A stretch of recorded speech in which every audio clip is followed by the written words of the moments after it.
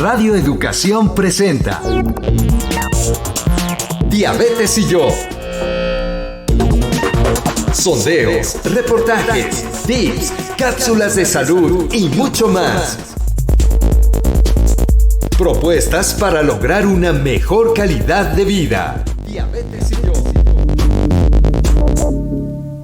Es tiempo de cuidar tu diabetes. Si no es ahora, ¿cuándo?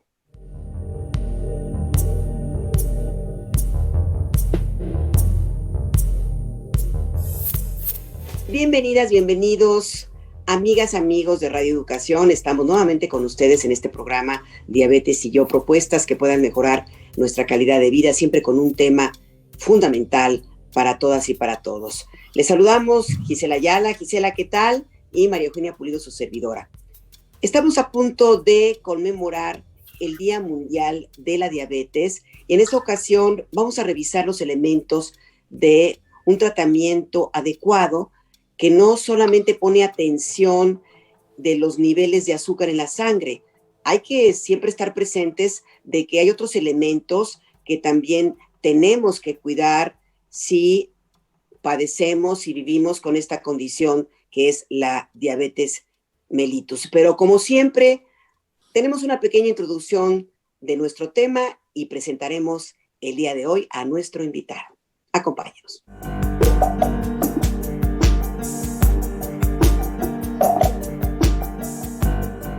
Día Mundial del Corazón 2021. La enfermedad cardiovascular es la principal causa de muerte en todo el planeta y puede estar originada por múltiples factores, desde el tabaquismo a la diabetes, pasando por la presión arterial alta y la obesidad, la contaminación del aire o patologías menos comunes, como la enfermedad de Chagas o la amiloidosis cardíaca. Para los 520 millones de personas que viven con enfermedades cardiovasculares, la pandemia de la COVID-19 ha sido sobrecogedora. Han corrido más riesgo de desarrollar complicaciones si se contagiaban del virus. Por ello, muchas de ellas han tenido miedo de acudir a sus citas médicas rutinarias e incluso de buscar asistencia médica en situaciones de emergencia. Se han aislado de sus amigos y familiares. Por ello, con motivo del Día Mundial del Corazón, que se celebró el pasado 29 de septiembre, queremos que pienses en tu corazón.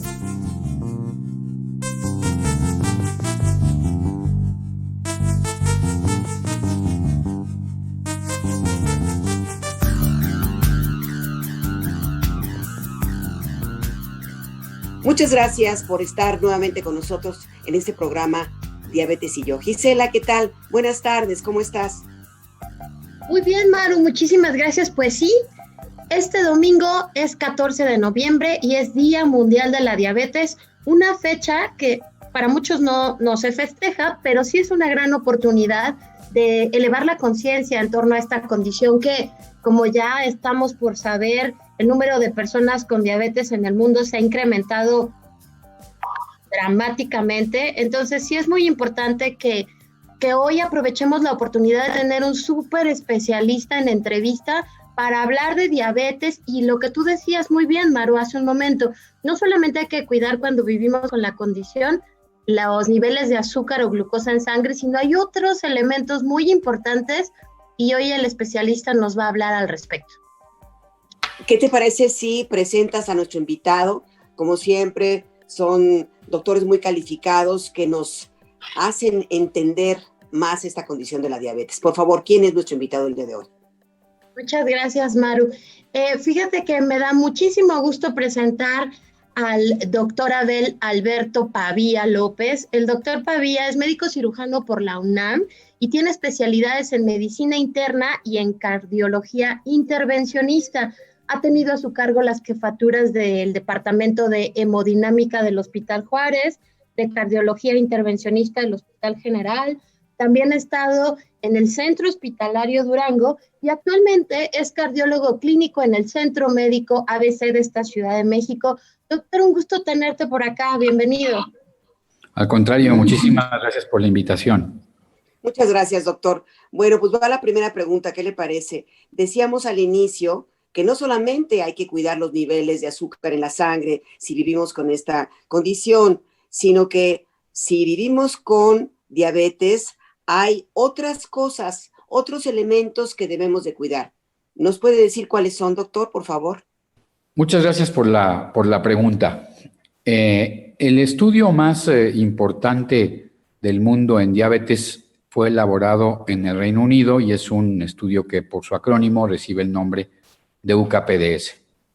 Uno de los subanálisis de este estudio hizo una relación directa entre los factores de riesgo, por supuesto en orden de importancia, con respecto a las complicaciones que comprometen la vida.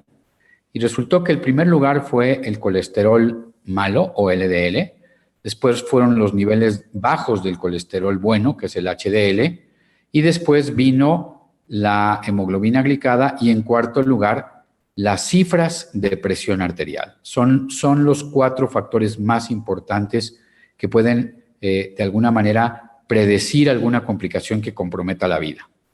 Hoy sabemos que las complicaciones son de las arterias muy chiquititas o bien de las arterias muy grandes. Las complicaciones microvasculares, que son las más pequeñas, son las que se pueden prevenir de una manera muy importante con el control de la glucosa. Pero las complicaciones de las grandes arterias están directamente relacionadas al proceso de aterosclerosis. Y aquí, evidentemente, siendo el colesterol el que va a depositarse en el interior de la arteria, pues resulta definitivo el que se disminuya o se controlen los niveles de colesterol en la sangre. Pero el otro tema que va de la mano con la aterosclerosis es que el depósito de colesterol no solo depende de qué tanto existe en la sangre, sino de las cifras de presión arterial. A mayor nivel de cifras de presión arterial, mayor nivel de depósito de colesterol en las arterias. Y por lo tanto, hoy, los factores de riesgo que más rédito, o dicho de una manera coloquial, la que disminuye la muerte cardiovascular, son justamente las disminuciones o control de la dislipidemia y de las cifras de hipertensión arterial. Insisto, no es que se le reste importancia a los niveles de la glucosa, pero jerárquicamente, por orden de aparición y de importancia en la mortalidad de las personas por enfermedad cardiovascular, son el colesterol y las cifras de presión arterial. Muchas gracias, doctor. Y entonces, justo usted lo acaba de decir, no es que se le reste atención a que una persona con diabetes siempre deberá estar vigilante y haciendo lo necesario para que sus niveles de glucosa se mantengan dentro de los objetivos que se marcaron con el equipo de salud. Sin embargo, tenemos también que estar pendientes de la presión arterial y del colesterol.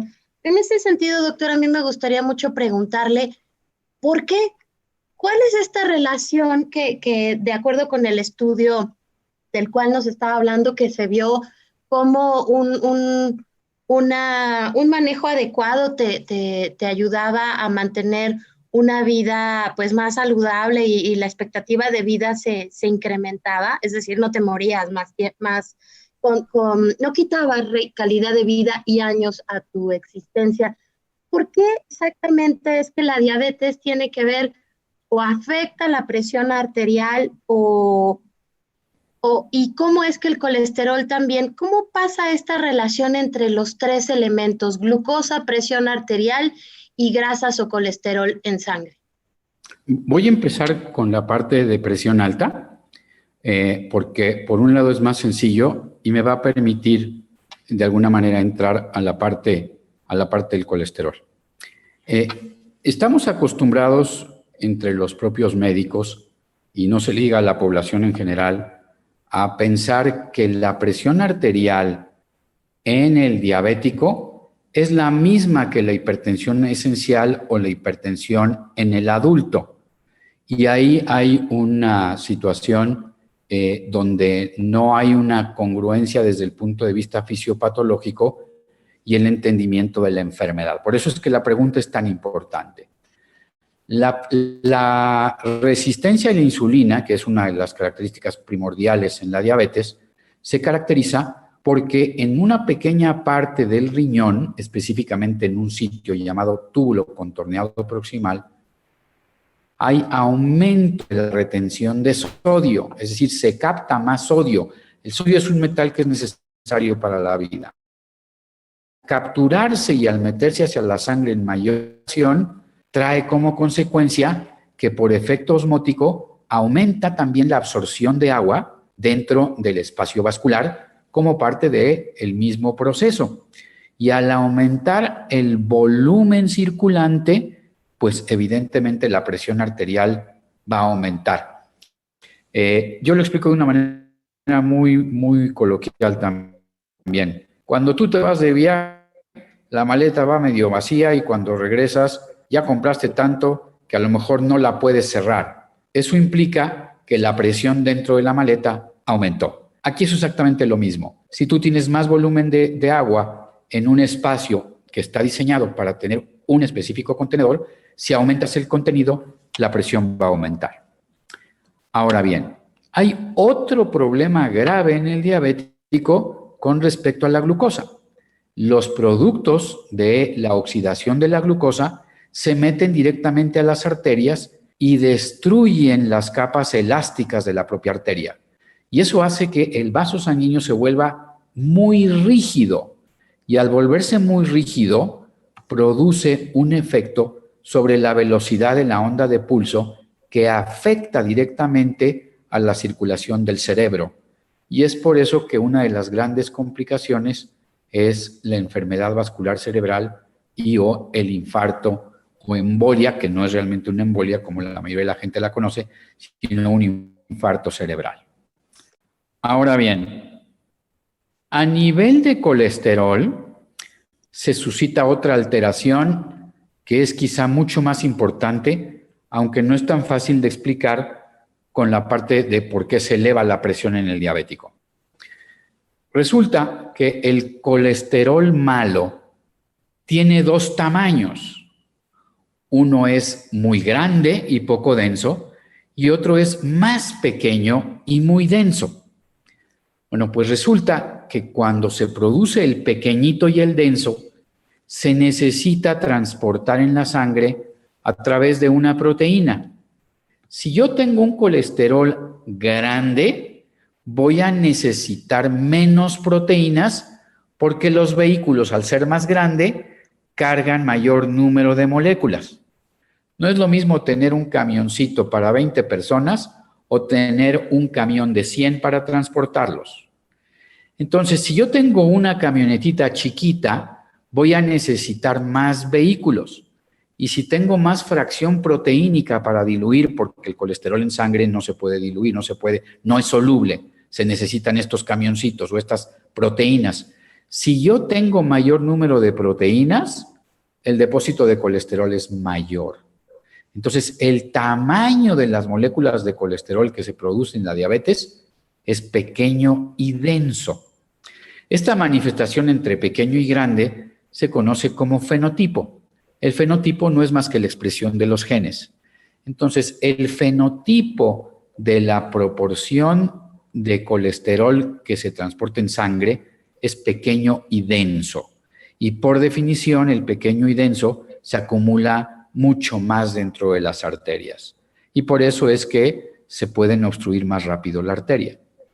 El otro tema que tampoco es muy fácil a veces de entender es que la acumulación de colesterol hace que el depósito de colesterol se vaya hacia la parte externa de la arteria, hasta que llega un momento en el que la arteria ya no puede dar de sí hacia afuera y entonces empieza a obstruir hacia adentro. Bueno, ese proceso no existe en el diabético. Los cambios dentro de la pared evitan que el colesterol se pueda acumular hacia afuera y entonces se empiece a acumular mucho más temprano por dentro. Y son estas dos condiciones, el incremento de la presión, por lo que ya mencioné, y el proceso acelerado de obstrucción de las arterias, las que culminan con una pérdida de vida de 15 años en promedio en las personas con diabetes mellitus. Sí, doctor. Ahora, pero digamos que es sine qua non, o sea, presión arterial alta, azúcar en la sangre alta, es el resultado también, esto va junto con la diabetes, porque hay personas que viven con diabetes que no son hipertensas. Esa pregunta también es muy importante.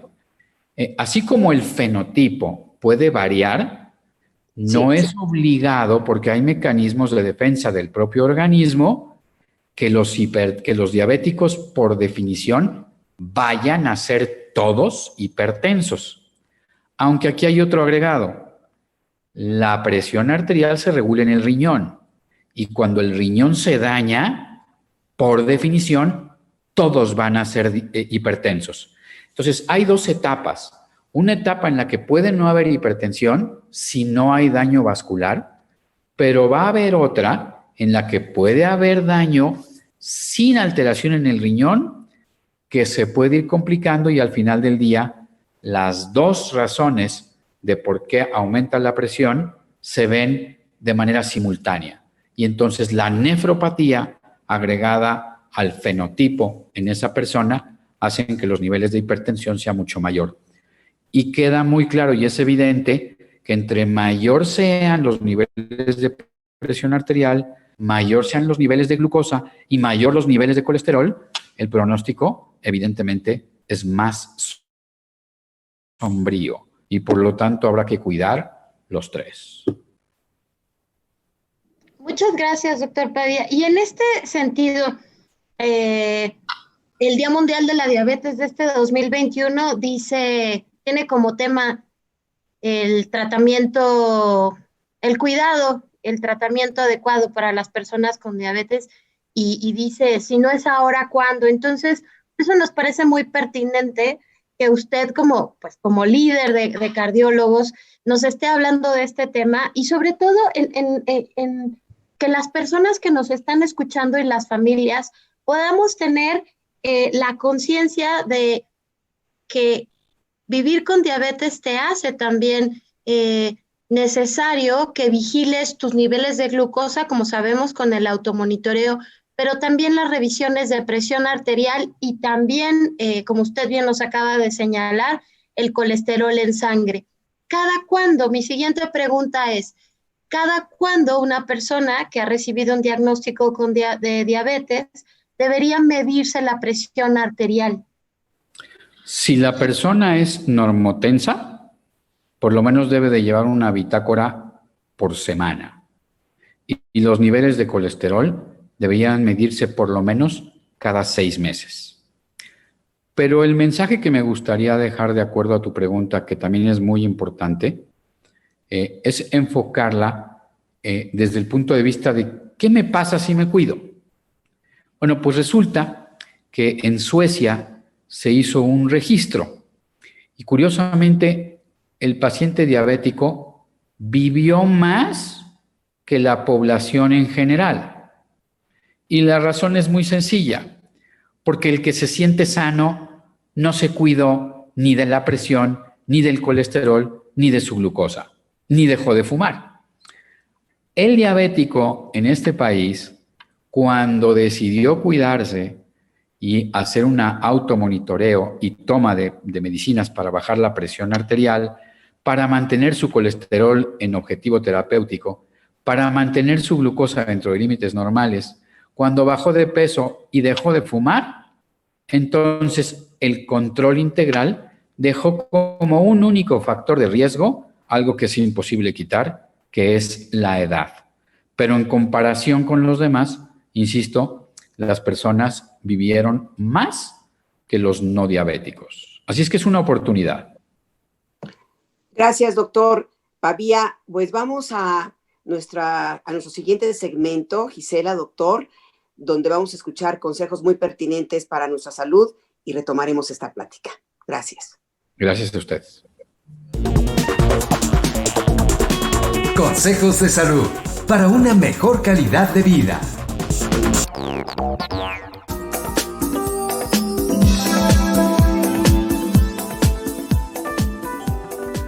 Hola, ¿cómo estás? Mi nombre es Mónica Hurtado, la nutrióloga de Quiero Saber Salud. Y este viernes te saludo con muchísimo gusto. Espero que la estés pasando muy bien. Ya es mediodía y espero que ya hayas realizado un poquito de ejercicio, o bien si lo planeas por la tarde o por la noche, pues que estés preparado para ello. También espero que hayas desayunado de una manera saludable, completa y variada. Recuerda que el plato del bien comer es lo que nos indica, que el plato del bien comer es una guía para todos los mexicanos, la cual nos dice que debemos de incluir al menos un alimento de cada grupo, y el plato del bien comer se divide en 3 grandes grupos: frutas y verduras, productos de origen animal y leguminosas porque nos aportan proteínas, ya sea de origen vegetal o de origen animal, y el grupo de los cereales y tubérculos, que principalmente nos aportan energía. Y esta energía es necesaria para poder realizar todas nuestras actividades.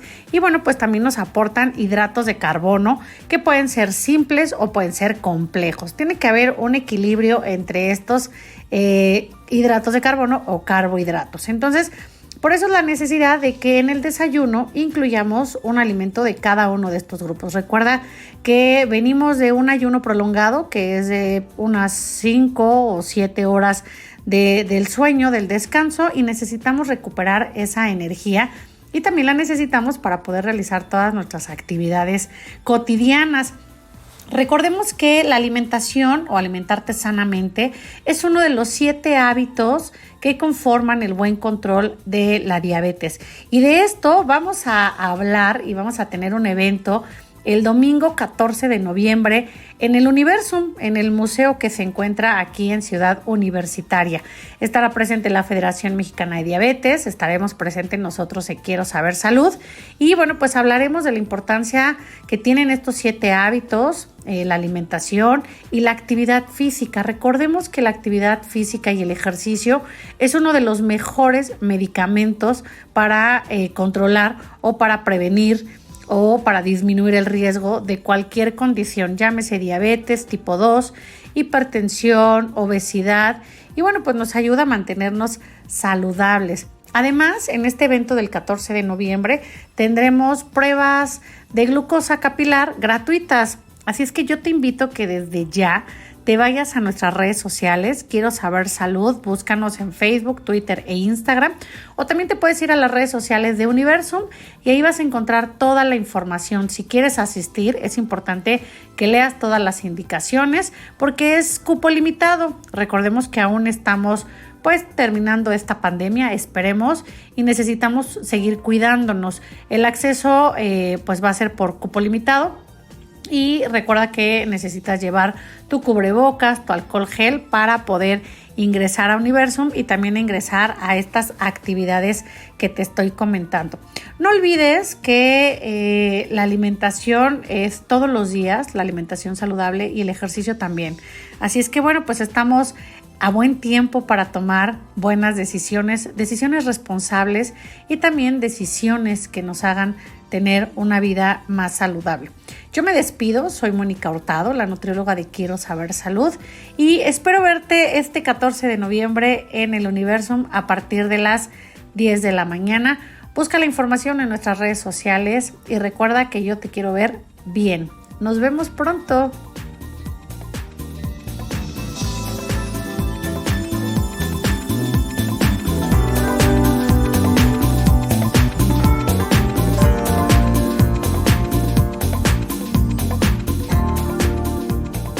Y seguimos esta tarde en Diabetes y Yo. Estamos a 2 días de conmemorar el Día Mundial de la Diabetes, que será este domingo 14 de noviembre. Y hoy estamos hablando con el doctor Abel Pavía. Él es cardiólogo clínico e intervencionista, presidente del Colegio Mexicano de Cardiología y también es asesor médico de Stendhal.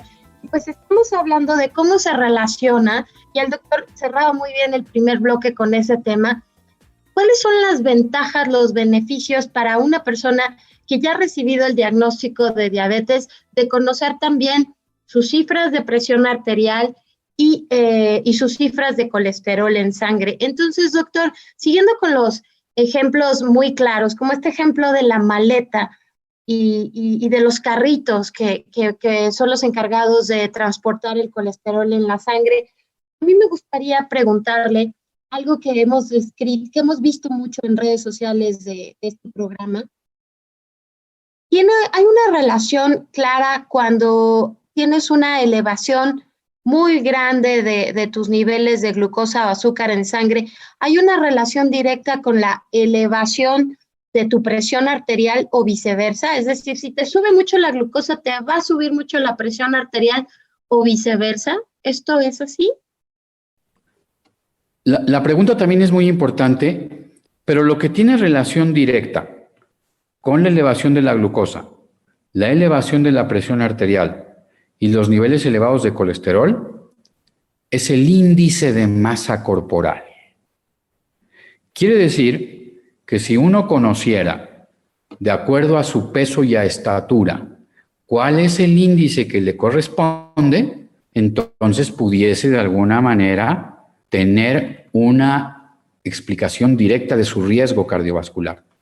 De hecho, en la actualidad, el riesgo cardiovascular en nuestro país debiese medirse a través de una escala que recibe el nombre de GloboRisk. Y esta escala, que ha sido validada en 190 países del mundo, es la única escala cuya evaluación de riesgo es clínica. Y justo lo que mide es, por un lado, el género, por otro lado, la presencia o ausencia de tabaquismo, los niveles de presión arterial, pero ahora en lugar de utilizar el colesterol o la glucosa, es el índice de masa corporal, por la relación directa que tiene. Esto tiene una gran implicación desde el punto de vista clínico, porque ya no necesitas el valor bioquímico para determinar qué persona está en riesgo. Tú puedes tener a través de esa tablita un color tipo semáforo. Si te sale en verde, tu riesgo es bajo. Si te sale en naranja, tu riesgo es moderado. Si te sale en rojo, tu riesgo es alto. Y si te sale color magenta, que es ya muy, muy, muy rojo, entonces tu riesgo es muy alto. Y en cada uno de ellos está definido qué posibilidades tienes de tener un evento coronario o vascular cerebral, ya sea de muerte o que te deje incapacitado, en 10 años. Entonces, cuando alguien tiene abajo del 10%, pues está en un riesgo moderado. Si está entre 10 y 20, alto. Si está entre 20 y 30, es alto. Y si está arriba de 30, de 40, es muy alto. Y eso te puede servir de parámetro inicial para saber cuál es el riesgo que corre la persona que estás atendiendo. Y una vez establecido eso, puedes empezar el nivel de tratamiento y, por supuesto, solicitar los exámenes de laboratorio para conocer más a fondo el perfil bioquímico que te va a permitir, particularmente en glucosa, en hemoglobina glicada y en colesterol, establecer los objetivos terapéuticos que requieres para tener un objetivo preciso de beneficio en reducción de eventos vasculares. Gracias, doctor Pavía. Ahora ya nos habla de esta triada trágica, por llamarla de alguna manera, pero colesterol, hipertensión, diabetes, ¿no? Pero, ¿qué pasa, doctor? Explíquenos desde el principio. Hablamos del colesterol. ¿Por qué se eleva el colesterol? Y hablar un poco del colesterol bueno y del colesterol malo. ¿Por qué es malo tener el colesterol bueno bajo y por qué es malo tener el colesterol malo arriba? Voy a volver al ejemplo de los camioncitos. Resulta que el camión grande es el camión que transporta el colesterol a todos los tejidos. Lo transporta porque es necesario para la vida, por eso necesita camiones muy grandes. Ese es el colesterol que al final del día, cuando se mete en la arteria, es malo. Y en términos generales estamos acostumbrados al colesterol que va en ese camión grande, etiquetarlo de malo por el riesgo vascular que tiene. El colesterol bueno es el recogedor de basura. Es el colesterol que cuando se metió a la arteria a través de otra proteína va a regresar a la sangre. Y entonces evita que la arteria se siga obstruyendo. Y en algunos momentos incluso en la vida, como es la mujer antes de la menopausia, es tan importante el recogedor de basura y el camión grandote va blindado para que no se derrame el colesterol y pueda salir hacia la arteria por el efecto del estrógeno, que la mujer está protegida una década de vida más que el hombre. Y por lo tanto, es importante que uno sepa por qué el colesterol bueno protege. El tema es que cuando viene el trastorno de las grasas en el diabético, los camiones de basura ahora son muy chiquititos, tan chiquitos que pierden capacidad para regresar el colesterol hacia la sangre y eliminarlo. Y el número de vehículos para transportar ahora el colesterol o de los camiones grandes también aumenta. Esas son las dos condiciones que propician que particularmente el colesterol sea tan dañino en un diabético. Doctor, y vale mucho la pena hacer énfasis en lo que usted mencionaba hace un ratito. El colesterol por sí mismo no es malo, tiene una función en el organismo, es necesario. ¿Cuáles son los niveles de colesterol que deberíamos manejar? Y si nos ayuda con esta explicación de manera muy sencilla de el colesterol total, el colesterol malo, el colesterol bueno, me parece que sería de mucha utilidad para los radioescuchas conocer estas cifras, a reserva de que, por supuesto, las van a comentar con sus médicos tratantes. Todas las poblaciones en el mundo que tienen un colesterol total abajo de 140, no les da aterosclerosis. Y por lo tanto, el colesterol total debería estar siempre abajo de 140. Esto, en términos generales, equivale a que el colesterol malo o LDL esté por debajo de 90. Ahora, en el diabético particularmente, tenemos que empezar a acostumbrar a la gente a no medir el colesterol malo como LDL, sino el colesterol que conjunta dos tamaños, el grande y el chico, y que en conjunto recibe el nombre de colesterol no HDL. Si el diabético tuviese un colesterol no HDL abajo de 100, está en objetivos terapéuticos muy importantes. El objetivo de subir el colesterol bueno, que debería estar arriba de 40 en el hombre y 45 en la mujer, tiene una sola posibilidad: la actividad física. La actividad física promueve el que haya más carritos de basura para que vayan y recojan la basura. Es la única manera. No hay medicamentos para hacer que haya más carritos. Entonces, estas dos condiciones son muy importantes, porque si ya dijimos el beneficio de bajar la presión y de bajar el colesterol y de bajar la glucosa, de dejar de fumar y de reducir de peso, tenemos que agregarle el sexto jinete. Si haces actividad física, subes el bueno, y cada puntito que vas haciendo, vas disminuyendo el riesgo de tener un evento, vas a vivir mejor y vas a tener menos complicaciones. Gracias, doctor. Ahora, vamos a los tratamientos, vamos a cómo nos podemos cuidar. Ya me salió, vivo con diabetes, tengo alta la presión y también tengo altos los niveles de colesterol en la sangre, el colesterol malo. Vamos a los tratamientos. ¿Qué debemos de hacer? Por supuesto, aumentar nuestro ejercicio físico. Vamos a empezar en qué actividad también, porque es junto con el tratamiento médico, la actividad de ejercicio. Pero vamos, ¿qué podemos hacer? Usted como cardiólogo, doctor, ¿qué nos puede decir? Yo le diría a una persona que si camina 7,000 pasos al día, ya hizo la actividad que necesita para protegerse.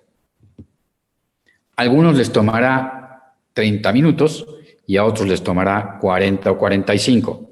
Pero el objetivo sería hacer esos 7,000 pasos por lo menos 5 días por semana. En la parte del tratamiento para bajar la presión arterial, eso dependerá evidentemente de qué tan alta tiene la cifra. Pero lo más importante es que hay un sistema, perdóname por decirlo en nomenclatura médica, pero hay un sistema en el organismo que se llama renina-angiotensina. Ese es el malo de la película. Entonces, el tratamiento para la hipertensión arterial tiene que llevar un inhibidor del sistema renina-angiotensina. Y solo hay dos posibilidades: o un inhibidor de la enzima convertidora o un inhibidor de los receptores de angiotensina. Ahora, particularmente este último desde hace un poco más de un año, ya viene en combinación con una estatina, que es el nombre genérico de los medicamentos que bajan los niveles de colesterol. Y esto evidentemente representa una enorme posibilidad para protección de las complicaciones macrovasculares, porque con una combinación fija de dos medicamentos que actúan a diferentes niveles, bajar la presión y bajar el colesterol, puede ser de una gran ayuda en la parte de tratamiento en adherencia, porque evidentemente entre menos número de pastillas tome una persona, va a ser mucho más fácil que cuide su padecimiento crónico, especialmente cuando en las primeras etapas, aunque empiece a haber daño, no hay síntomas y la persona no se cuida porque no hay síntomas. Entonces, esa parte hay que cuidarla mucho, es uno de los nuevos paradigmas y yo creo que vale la pena tomarlo en consideración para que la gente sepa que a partir de ahora ya vienen medicamentos que vienen combinados con dos clases terapéuticas diferentes con el objetivo de tratar los factores de riesgo de manera simultánea. Y en la parte de la glucosa hay una variedad sí muy grande. Hay dos que me parece que hoy son muy importantes. Los análogos de una proteína interna que se llama GLP-1, que por si fuera poco reducen el índice de masa corporal de una manera muy significativa, y otros que actúan en el riñón y que evitan que la glucosa regrese a la sangre, y entonces la tiran, y es un mecanismo muy eficaz para que la glucosa baje en sangre. Esos grupos de medicamentos se llaman inhibidores de los receptores SGLT1, porque así se denominan genéricamente. Muchas gracias, doctor. Y justamente lo que acaba usted de comentar, de pronto quienes vivimos con diabetes tenemos una larga lista de medicamentos porque justamente la diabetes no viene sola regularmente. Entonces, qué interesante que haya opciones en las cuales te eliminen una pastilla, porque en una sola vienen dos opciones para tu manejo adecuado.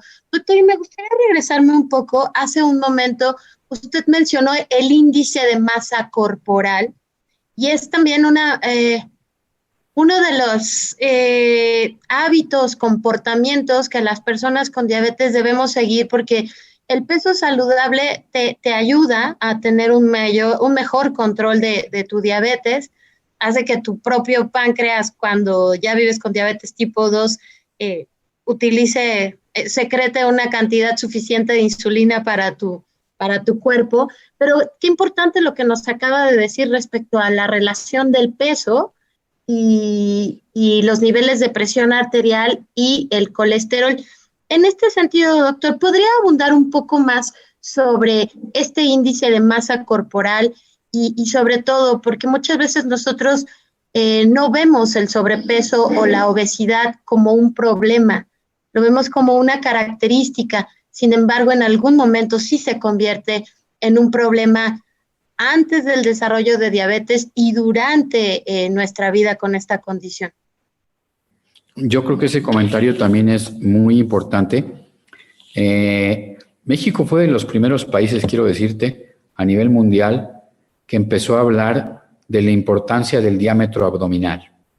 Esto llegó a ser tan importante que si bien en México se estableció como un programa patrocinado por la industria farmacéutica, pero en conjunto con la Secretaría de Salud hace unas décadas, fue muy importante. Y el eslogan era México está tomando medidas. Y se ponía una cinta métrica en los espectaculares. Y lo que esto de alguna manera trataba de enviar como mensaje es, mírate la cintura. Bueno, hoy hay países en Sudamérica que han continuado con este eslogan y siguen manteniendo el mensaje de que el diámetro abdominal es muy importante. Pero la percepción tanto del diámetro abdominal como de la obesidad no existe. No sé si es porque sea un mecanismo de defensa, pero hay una encuesta en los Estados Unidos muy interesante. El 65% de las mujeres obesas dijo que no tenía obesidad. Y en el caso de los hombres, el 78% dijo que su peso era el adecuado. Entonces, no hay percepción en el sentido de que el sobrepeso y la obesidad son una enfermedad. Y eso es muy grave, porque si te estás viendo diario en el espejo, ya no te ves con esos ojos. Y entonces pierdes la percepción de que tu estado de salud es el adecuado. Es por eso que el índice de masa corporal ha tomado relevancia, sin quitar. ¿Por qué es importante? Porque tú puedes tener personas con 100 kilos de peso, pero resulta que miden 1,78. Y entonces tú los ves y no los ves tan gorditos. Y el índice de masa corporal probablemente esté entre 27 y 28. Ese ya está enfermo. Entonces, la única manera que tú puedes objetivizar que tu masa corporal esté por encima de los límites normales es reconociéndola. Por eso es que es tan importante que la gente hoy en los consultorios vaya, se mida, se pese y salga conociendo cuál es su índice de masa corporal y que se meta en la cabeza que tiene que estar abajo de 25. Estamos conversando, amigas y amigos, estamos teniendo una plática muy interesante con el doctor Abel Alberto Padilla. Él es cardiólogo y pues son puntos que ha estado él explicando punto por punto, Gisela, amigos, de cómo hay esta relación entre no solamente que nos preocupemos porque hay el azúcar en la sangre elevado, sino sumamos que tenemos un peso excesivo, que no hacemos ejercicio, que tenemos hipertensión arterial, todos estos elementos. Y doctor, estábamos hablando de los tratamientos. Sigue, y me gusta pues volverlo a repetir cuando platicamos con cardiólogos, porque hay esta idea popular, y hay cardiólogos que han dicho que sí es cierto, que tomar una copa de vino diaria nos ayuda al corazón. ¿Usted qué opina, doctor? Hay estudios muy serios que demuestran que en el diabético tomar una copa de vino diario disminuye las complicaciones, incluidas la demencia. Así es que si la parte física es muy importante, la intelectual también. El tema es que no hay mayor beneficio por acumular o tomarte en un día las que no te tomaste el día anterior. Entonces, lo ideal es que la gente tome una copa de vino por lo menos 5 días a la semana, como lo hacen los franceses. Muy bien, doctor. Ya Gisela ya estaba brincando de la alegría, pero una copa, Gisela, una. Eso me da muchísimo gusto porque todo está en la cantidad, todo cabe en un plan de alimentación saludable y en las medidas preventivas, sabiéndolo acomodar. Bien, adelante, Gisela. Acabamos, también decirles, Maru, que esta recomendación tan importante del doctor Padilla de medir, conocer el índice de masa corporal, me parece que es un buen momento para que en nuestra próxima consulta médica lo platiquemos con nuestro doctor y también en el espacio de este programa Diabetes y Yo, en nuestro espacio en Facebook, estamos dejando la calculadora del índice de masa corporal, calcula IMC del Instituto Mexicano del Seguro Social, para que ustedes también conozcan su índice de masa corporal.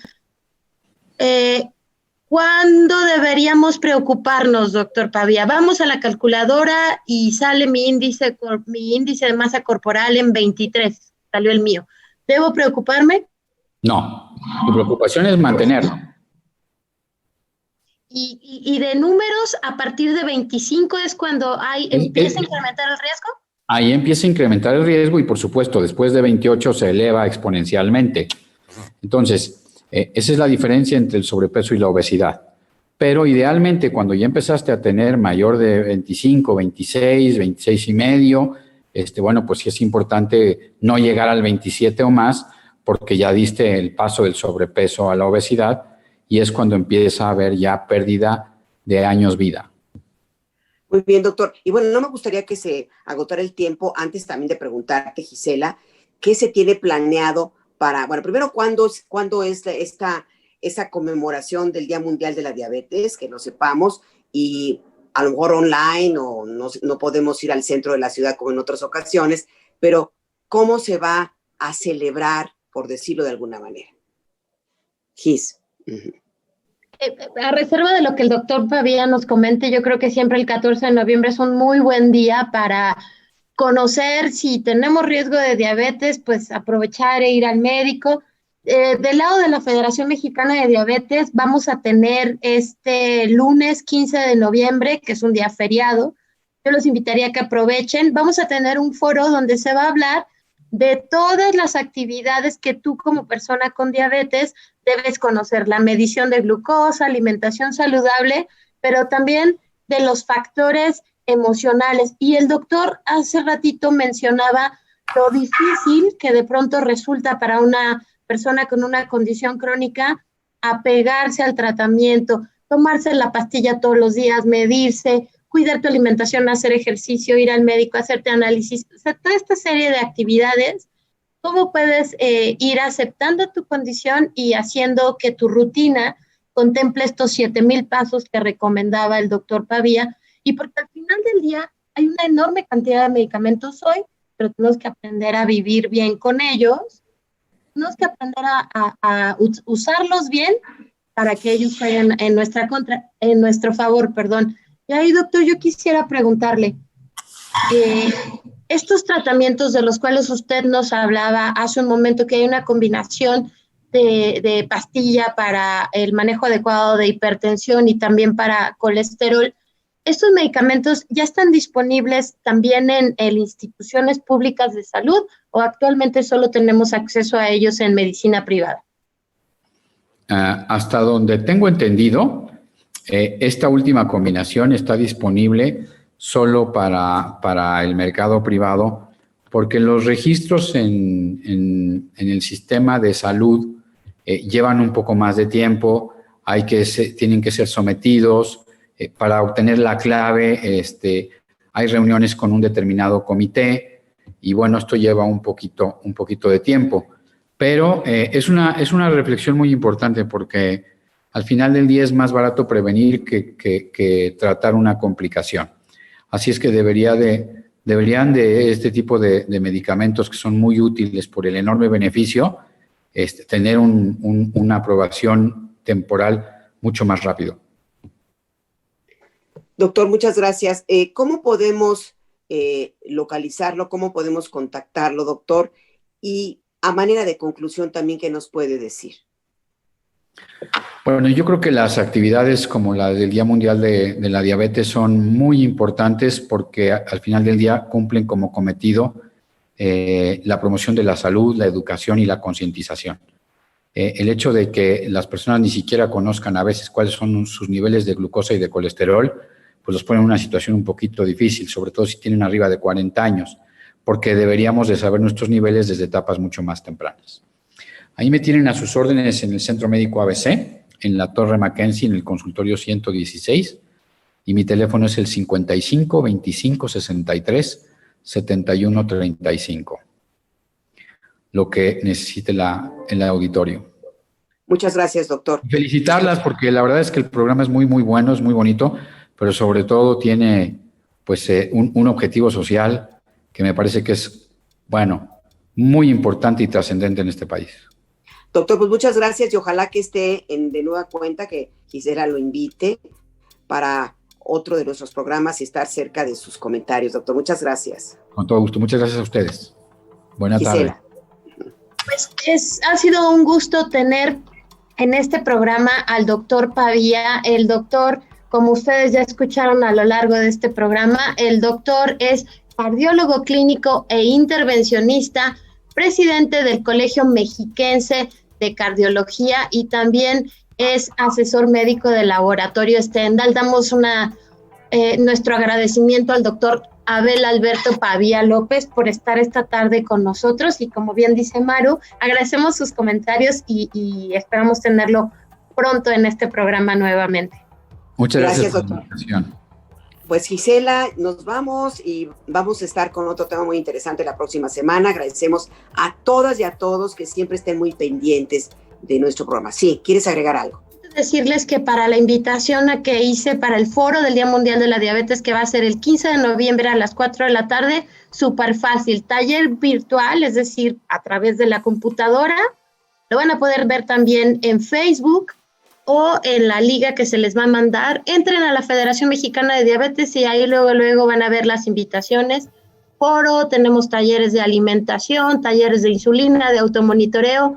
Una locura de información, Maru, totalmente gratuita y virtual en la página de la Federación Mexicana de Diabetes. Dala, por favor, nuevamente la página.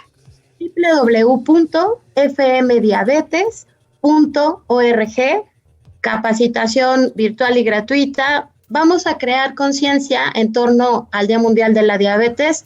Si no es ahora, ¿cuándo? Muchas gracias. Gracias a todas, a todos. Gracias, amigos. Estén pendientes de nuestros próximos temas. Todo el equipo se despide de ustedes. Mario Ledesma, Oscar Guerra, Nacho Casas, Brisa Sánchez, Gisela Ayala y su servidora María Eugenia Pulido. Hasta la próxima. Radio Educación presentó Diabetes y yo. Sondeos, reportajes, tips, cápsulas de salud y mucho más. Propuestas para lograr una mejor calidad de vida. Diabetes y yo.